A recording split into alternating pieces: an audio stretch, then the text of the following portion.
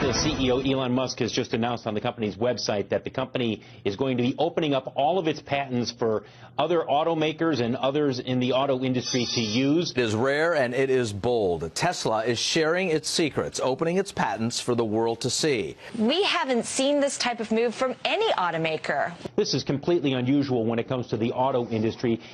Tesla's decision to open up its patents is a perfect example of both the allergy to convention this electric car company seems to have, and also the tremendous scope of its ambition.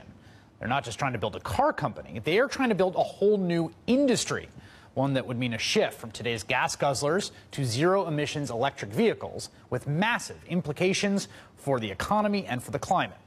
Tesla is that rarest of success stories, a successful and innovative young American automaker, with a stock price that has exploded over the past 5 years, an astounding $30 billion market valuation, and a claim for selling what Consumer Reports considers the best car you can buy. I had a chance to sit down with Elon Musk, the visionary behind it all. So we were doing research when we were doing a segment on Tesla, and we were going back through the archives of American car startups that have failed. Right, there's a big archive, I'm sure. Yeah, and it's actually a big it's a big Wikipedia page. It was actually kind of fun. It's like, oh, I didn't know someone tried. I was like, wow, well, you know, all these dreamers. Yes, a big graveyard. So why are you guys? How have you avoided that fate so far? Why is Tesla working so far?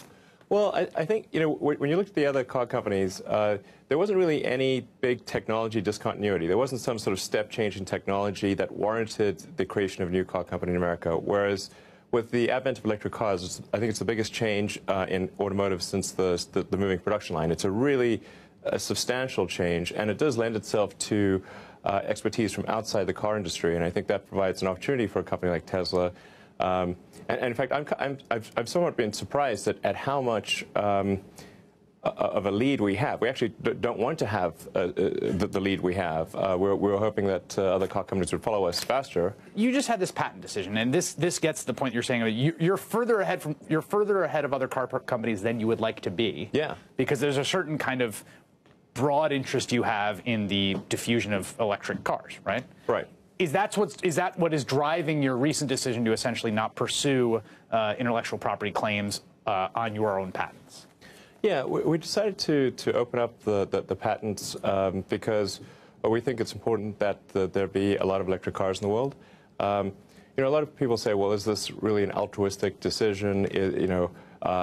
Does altruism even exist? No company would really do that.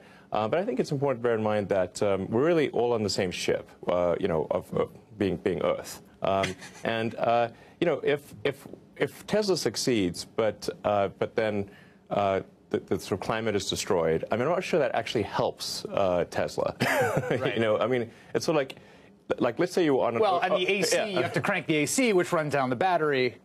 Yeah, right. It's a self-defeating situation. But I mean, I'm not sure what the appropriate analogy is. But I mean, a ship-based analogy might be appropriate here, where it's like, let's say there's a bunch of people on a ship, and there's a bunch of holes in the ship, and you know we're quite good at sort of bailing the water out of our section, and we've invented this nice bucket.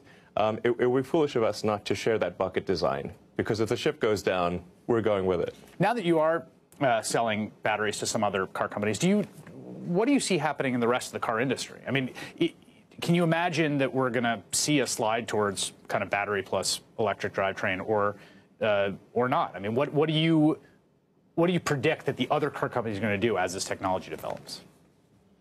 Well, my observation of the car industry thus far is that, with a few exceptions, the only electric cars that are made are driven by regulations. You know, or in other words, like the governments will say you've got to make some number of electric cars. They'll make it sort of, you know, that exact number and no more, which is quite a small movement.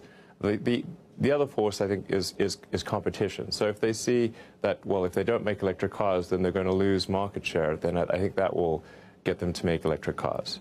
Meaning you guys are the proof of concept from a market perspective. If you start making a lot of money, if you start showing that people will buy your car, then you're going to see the rest of the industry flood in. Exactly. So if people are if consumers show that they want electric cars, they buy our cars, and they buy our cars instead of gasoline cars, then I think that makes the big manufacturers set up take notice and say, well, maybe we should have a serious electric car program. because otherwise Tesla's going to take away our market share. That seems to be a good forcing function. How far are you from that point? Well, we're pretty far from that point. We're very tiny. Last year we did 22,000 cars. This year we're aiming to do 35,000. So on a percentage basis, it's quite big growth. But considering that there were almost 100 million cars made last year, we're not even next to the decimal point. So we've got a ways to go before we even get next to the decimal point in percentage market share. But we are doing quite well in our particular segment. So if you say premium sedans in the United States, we actually were the best-selling premium sedan last year in the United States, in terms of the high end, yeah. Now, if there's a single person best positioned to say where we are and where we need to be on the issue of climate change, it's Elon Musk, who is at the forefront of the fight to rein in carbon emissions. I asked him where we now stand, and what he said really surprised me. That's ahead.